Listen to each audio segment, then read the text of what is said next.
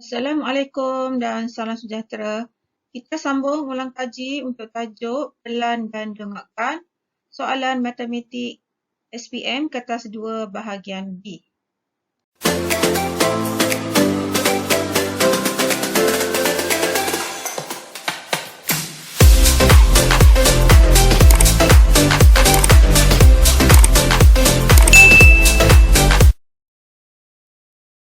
Untuk soalan pelan dan dengarkan, ada dua perkara penting yang perlu difahami. Yang pertama ialah pelan dan yang kedua ialah dengarkan. Pelan ialah unjuran ortogon pada satah mengufuk sebagaimana dilihat dari pandangan atas. Jadi untuk melukis pelan, kita mestilah pandang dari atas. Jadi bentuk yang terhasil pada satah mengufuk ini merupakan pelan bagi objek. Yang kedua ialah dengarkan. Dengarkan ialah unjuran ortogon pada satah mencancang yang dilihat dari pandangan sisi atau pandangan depan. Jadi dengarkan ada dua jenis, dengarkan depan dan dengarkan sisi. Selalunya dilabelkan sebagai X dan juga Y. Jadi salah satu ini merupakan pandangan sisi dan satu lagi merupakan pandangan depan. Jadi bentuk yang terhasil ialah kita lihat pada unjuran ortogon pada satah mencancang. Kita lihat soalan sebenar percubaan SPM Terengganu 2020 melibatkan pelan dan dengarkan. Biasanya soalan ini disoal pada nombor 15 kertas 2 bahagian B. Okay, soalannya, Rajah 12.1 menunjukkan satu gabungan pepejal yang terbentuk daripada cantuman sebuah pepejal berbentuk kuboid. Okay, ini bentuk kuboid dan sebuah pepejal berbentuk prisma tegak. Okay, ini bentuk prisma tegak.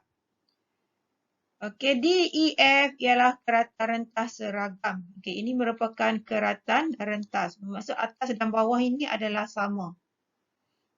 Tapak ABMLC ialah sebuah trapezium. ABMLC yang di bawah ini tapaknya berbentuk trapezium yang terletak pada satah mengufuk. Tepi EA dan KM adalah tegak. EA dan KM di mana ialah KM adalah tegak. Tegak bermaksud daripada bucu E dengan A ini adalah sebaris. K dan M adalah sebaris. Jadi di sini untuk menjawab soalan, yang pertama, lukis dengan skala penuh pelan pepejal itu. Oleh kerana diminta melukis pelan, bermaksud kita perlu gambarkan pandangan dari atas. Jadi buatkan lakaran dahulu. Jadi sebagaimana terbentuk pada satah mengufuk. Jadi kita mulakan dengan bentuk ini dahulu pada BMLC. BMLC ini adalah berbentuk kuboid.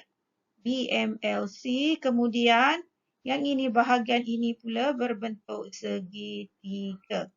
Jadi ukurannya ialah di sini ukurannya 5 cm, 3 cm, di sini 3 cm, 4 cm ialah bahagian ini. Kemudian yang lain cuma sambungkan sahaja untuk garis yang condong. Jadi murid-murid perlu melukis menggunakan pembaris dengan kemas dan juga mengikut ukuran sebenar. Jadi inilah dia jawapan lengkapnya bagi soalan pelan rajah untuk rajah 12.1. Sambungan soalan bahagian B, sebuah pepejal berbentuk sukuan silinder dipotong dan dikeluarkan daripada pepejal dalam rajah 13.1. Pepejal yang tinggal adalah seperti yang ditunjukkan dalam rajah 12.2. Jadi bahagian yang dipotong ini, kalau ikut pandangan dari atas tadi, pelannya, atasnya ini, pelan, lepas tu ini ialah bentuk kuboid tadi, pandangan dari atas. Bahagian ini dipotong. Bahagian ini dipotong bermaksud ia ialah sukuan bulatan. Jadi jarak sini dengan sini adalah sama. Jadi ukuran di sini daripada maklumat A tadi ukurannya adalah 3. Jadi di sini adalah 3. Di sini juga 3. Jadi jarak di antara BP ini ialah 3 cm. Jadi sekarang barulah kita menjawab Untuk soalan yang pertama ini, dengakkan sebagaimana dilihat dari arah X. Arah X ini merupakan pandangan depan. Jadi kita lihat pada sata mencancang. Ada dua sata mencancang di sini. Iaitu kita buat lakaran terlebih dahulu. Ini sata mencancang yang pertama iaitu permukaan EDBA. Jadi EA ini ialah 6. AB ialah 4. Kemudian satah mencancang GHLC dia lebih rendah, di mana ikut ukuran tadi, di sini ialah persamaan dengan CL 3 cm, ketinggian ini ialah 4 cm. Jadi inilah dia lakarannya. Jadi murid perlu melukis mengikut ukuran sebenar sebagaimana contoh jawapan ini. Okay, kita lihat pula ini ialah untuk jawapan yang pertama. Jawapan yang kedua, dengakkan pepejar sebagaimana dilihat dari arah Y. Arah Y bermaksud pandangan CC. Jadi sama juga kita lihat pada satah mencancang. Pada satah mencancang ini, permukaannya berbentuk segi 4.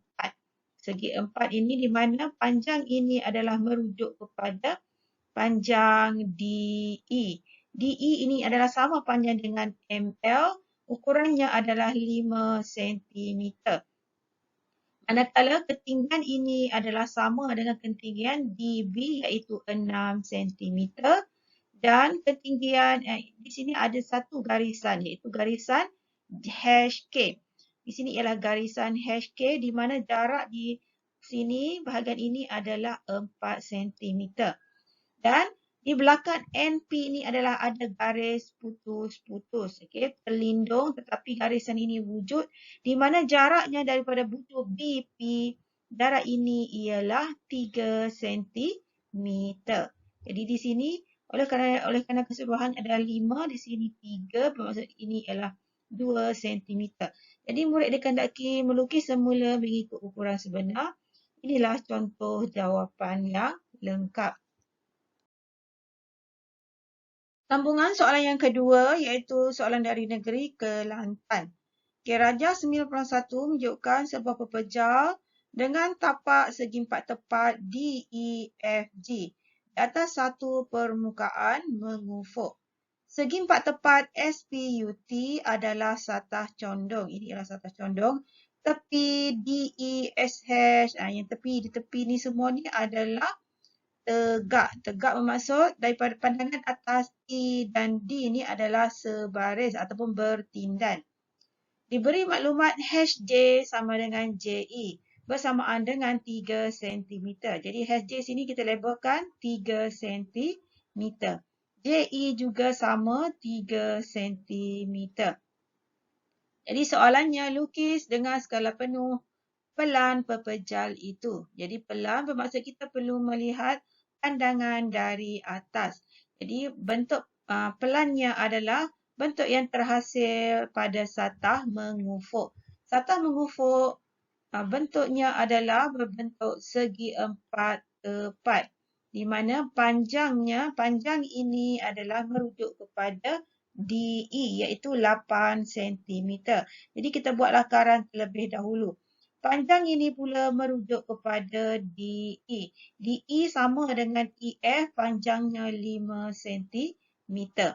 Manakala ada garisan di antara kedua-dua di tengah-tengah ini, di bahagian ini merujuk kepada HJ.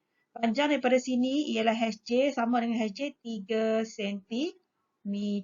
Jadi keseluruhan ini pula adalah 8 tolak 3. Di sini adalah 5 cm. Jadi ini ialah lakarannya. Jadi murid perlu melukis mengikut ukuran sebenar. Okey, jawapannya adalah sebagaimana berikut. Ini ialah jawapan sebenar untuk pelan pepejal untuk Raja 91. Sambungan bahagian B, Raja 91 telah dipotong. Okey, telah dipotong dan dikeluarkan satah SPUT. Okey, bahagian ini telah dikeluarkan. Sekuan silinder dicantum kepada pepejar pada satah mengufuk HJMN seperti yang ditunjukkan dalam Raja 92. Jadi di sini kita lihat ini ialah gambar rajah yang asal telah dipotong di bahagian atas ini. Ini ialah yang terbentuk. Kemudian ditambahkan dengan sukuan silinder pada satah mengufuk HJMK. HJMK ini dicantumkan. Diberi maklumat silinder, jejari silinder ialah 4 cm. Bermaksud panjang HK ini ialah 4 cm. Bersamaan dengan TV. Ukuran TV ini juga 4 cm.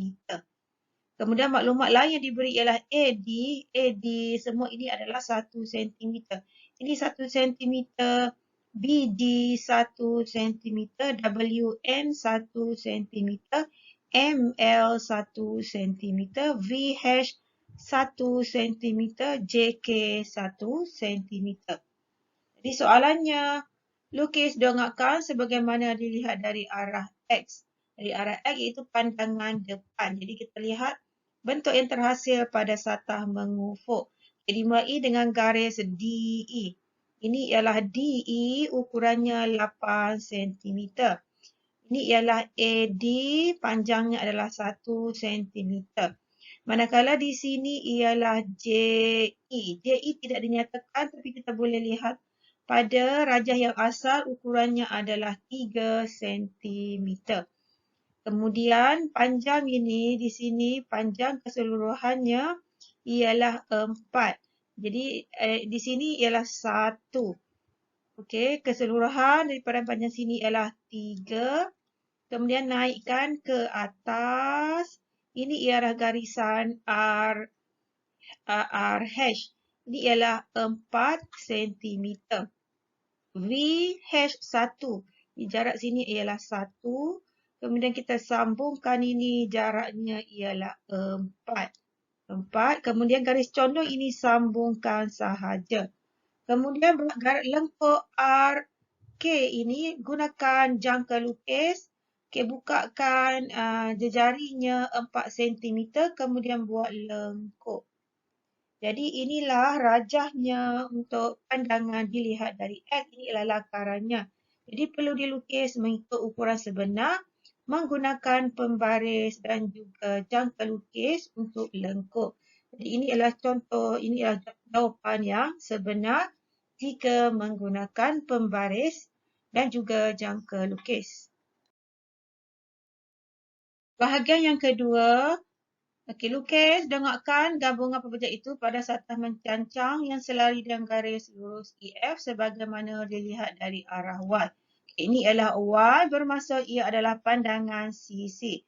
Jadi untuk melukis dongakkan sisi, kita lihat unjunan ortogon pada satah mencancang. Jadi satah mencancang terlibat di sini ialah D, M, F, E dan R, Q, H, N. Juga yang di belakang ini. Jadi kita buat dahulu yang di depan, buat lakaran untuk satah mencancang berbentuk segi 4. Okay, di sini panjangnya, ukuran di sini ialah bersamaan dengan EF, iaitu dia adalah 5 cm. Garisan ini pula bersamaan dengan JE. JE-nya ialah 3 cm. Kemudian bersambung dengan satah mencancang di belakang RQHN. RQHN kita sambung di sini. Jadi panjang ketinggiannya ini ialah bersamaan dengan jejari tadi yang ukurannya adalah 4 cm. Kemudian pandangan yang tidak jelas dari mata ialah VE, VH ataupun garisan VW. Garisan VW ini wujud tapi bukan di belakang mata, di belakang pandangan. Jadi VW ini dari bawah sini ialah 1 cm. Kita buat garis putus-putus. Okay, di belakang. Kemudian untuk AD pula, AD juga dari bawah ini juga garisannya di belakang. Jaraknya dari bawah 1 cm juga garis putus-putus. Jadi itulah lakarannya. Jadi jarak ini sebenarnya keseluruhannya 4. Di sini ialah 1, di atasnya adalah 3. Manakala garisan ini pula di bawah ini 1, keseluruhan 3 bermaksud di tengah-tengah ini ialah 2 cm. Jadi lukiskan menggunakan pembaris. Inilah jawapan lengkap. Jadi pastikan untuk garis lurus RE, lukis serentak. Okey, panjang yang di luar dahulu. Lukiskan yang di luar dahulu, barulah gariskan yang di dalam.